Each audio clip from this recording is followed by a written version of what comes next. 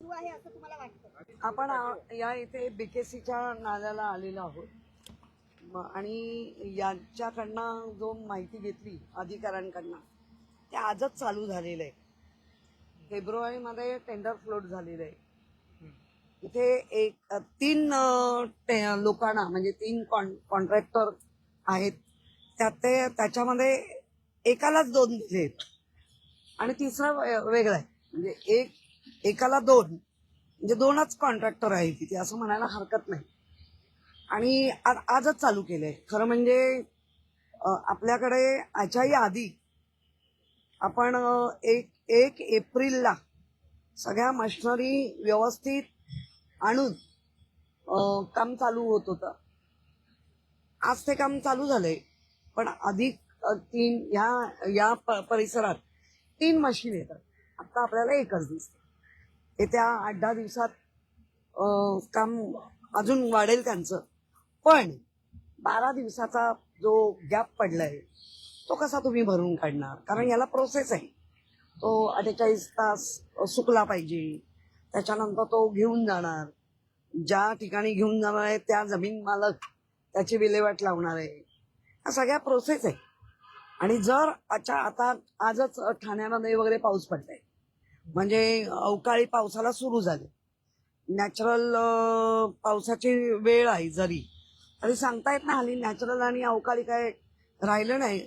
कितीतरी मिलीमीटर पाऊस एका दिवसाला पडून जातो. आणि हे जर साफ नसतील तर अख्ख्या मुंबईला मिठी पडेल पाण्याची. आणि ते मुंबईकर वाचले पाहिजे. आपण ज्या पद्धतीने इथे आलोय तर काम तर पाहतोय. जर कॉन्ट्रॅक्टरनी नीट काम नाही केलं तर आम्ही बसलो काय त्यांना. पण जे सत्ताधारी ह्याच्या आधी अलिगेशन करायचे त्या सत्ताधाऱ्यांना मुंबईकर आता बघताय की कसं चाललंय. सगळ्या गोष्टीला सर्वासर्व चालली आणि वेगळ्याच कडे सगळ्या गोष्टी टर्न होत आहेत. कोणी काय म्हटलं का लगेच सर्वासर्व करायला यायचं महापौरांनी. क्लेरिफिकेशन देत बसायचं.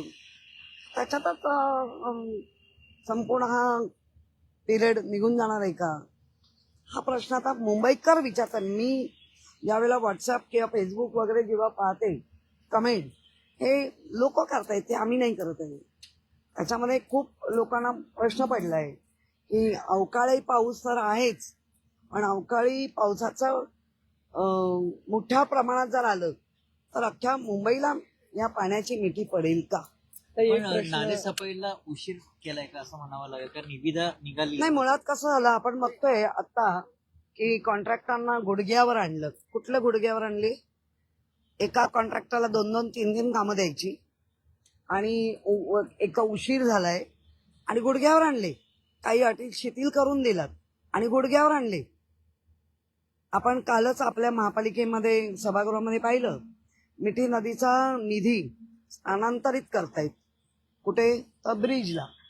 काय तर म्हणे काम झालं नाही म्हणून आता तो निधी ठेवून अधिक त्याच्यात सुविधा देऊन कसं करताय बघायला पाहिजे होतं. एक प्रश्न असा आहे की ज्यावेळेस महाविकास आघाडीचं सरकार होतं, आदित्य ठाकरे मंत्री होते, त्यावेळेस इथे एक प्लांट तयार करण्यात आला होता ज्यामुळे हा कचरा ऑटोमॅटिक पद्धतीने निघणार होता. पण सध्याच्या परिस्थितीत त्याची दुरावस्था झालेली आहे. तो मेंटेन झालेला नाहीये. तो पुन्हा सुरू व्हावा आणि ती ऑटोमॅटिक जी सिस्टम तुमच्या काळामध्ये सुरू झाली होती ती पुन्हा एकदा सुरू व्हावी कारण की त्यामुळे सोयीस्कर होईल. आज तुम्ही कायम आदित्य ठाकरे साहेबांनी ज्या वेळेला व्हिजिट घेतल्या प्री मान्सूनच्या आधी मग ते रोड असतील, स्ट्रॉम वॉटर ड्रेन असतील, मिठी नदी असेल, दहिसर पोईसर शिवार ज्या सगळ्या नद्यांचं जे रुंदीकरण आहे किंवा गाळ काढणं आहे या सगळ्याची पाहणी मार्चमध्ये व्हायची. अगदी 8-10 मार्चला सुरू व्हायची. आठवडाभर या पाहणीमध्ये जायचं. त्याच्यामध्ये महापौर असायचे, त्याच्यामध्ये सर्व अधिकारी असायचे. आता त्या सगळ्या गोष्टीला दिसतच नाहीये आणि मुंबईकर ते प्रश्न विचारतायत. तुम्ही जे म्हटलं की जे प्लांट बनवले गेले ते गेल्या 3-3.5 वर्षात प्रशासकाच्या हातात होतं. म्हणजेच ह्यांचीच सत्ता होती. सगळं मंत्रालयातून चालत होतं. मग का दुरावस्था झाली? मग आता पुन्हा नवीन घेणार, पुन्हा त्याच्यावर पैसे लावणार. जे आम्ही 600 कोटीची तूट होती, त्या 600 कोटीची तूट भरून या 10-15 वर्षात 91,000 चा बजेट आम्ही आणून ठेवलं. आज त्या बजेटची काय अवस्था होते. आणि सांगतायत की आम्ही प्रकल्प आम्ही एककात कुठलं, मग याला उशीर का झाला, त्याला कानाचा लवकर हे केलं. काल स्थायीमध्ये गारगाई प्रकल्पासंदर्भात देखील एक प्रश्न उद्भवला होता. खरं तर विरोधी पक्षाने पुन्हा रेफर बॅक करा असं सांगितलं होतं, मात्र रेफर बॅक झाला नाही. अर्थातच बहुमताने तो प्रस्ताव पास झालेला पाहायला मिळतोय. पण असं विरोधकांचं असं म्हणणं होतं, मनसे असेल किंवा शिवसेना काँग्रेस असेल, त्यांचं असं म्हणणं होतं की 2,000 कोटी रुपयाचा फेरफार करून ते दिलेलं आहे. नेमकं काय झालंय? ज्या वेळेला आपण पाहिलं होतं 2017 ते 22 थोडा जरी फेरफार केला तर असे बेंबीच्या देठानी कोकलत होते. आज आपलं म्हणणं आहे 425 MLD हे पाणी देणार आहे आणि त्या पाण्यावरती इतका मोठ्या प्रमाणात खर्च करताय आणि ते खर्च तर आहेच, पण त्याचबरोबर झाडं किती तुटली जाणार आहे. म्हणजे निसर्गाचा ऱ्हास करून या गारगाईला सध्या थांबवून आपण जे गोडं पाणी करणार आहोत त्याच्यावर भर देऊन ते मुंबईकरांना देण्यासाठी या गारगाईला विरोध झाला. विरोधाला विरोध नाही केला. जे 425 MLD पाणी एवढ्यावर 2,000 कोटीच्या वर खर्च तर आहेच, पण झाडं पण तोडणार आहेत. आणि म्हणजे आपण म्हणतो ना छोट्या वस्तूला मोठी किंमत, तसं चाललेलं आहे. आणि तुम्ही गोडं खरं पाणी गोडं करून आपण जे डिसॅल्युशन हे करणार होतं, त्या प्रोजेक्टचं काय होतंय त्याची पण माहिती मुंबईकरांना द्या. ताई, आणखीन एक वेगळा प्रश्न विचारते. रत्नागिरी दादर पॅसेंजर जी आहे ती पूर्ण बंद केलेली आहे. खरं तर काल पियुष गोयल आणि रवींद्र वायकर यांची भेट झाली, त्यावेळी स्पष्टपणे पियुष गोयलांनी त्याला नकार दिला. त्यांचं असंही म्हणणं आहे की कोकणचे जे काही रेल्वे मार्ग आहेत ते देखील आम्ही बदलणार आहोत. रेल्वे मंत्र्यांनी त्याला नकार दिला आणि त्यात अशी माहिती मिळते की आता ती जी मध्य रेल्वे वरून जात होती ती आता पश्चिम रेल्वेवरून जाणार आहे. त्यामुळे कोकणवासियांच्या अडचणीत वाढ होणार आहे, त्यांना अजून त्रास सहन करावा लागणार आहे. हा कोकणवासियांवर राग काढला जातोय का असा आता प्रश्न दिसतोय. चालू असलेल्या बंद करायच्या त्याची आम्ही डायरेक्शन पण त्यांच्या बदलणार आहोत.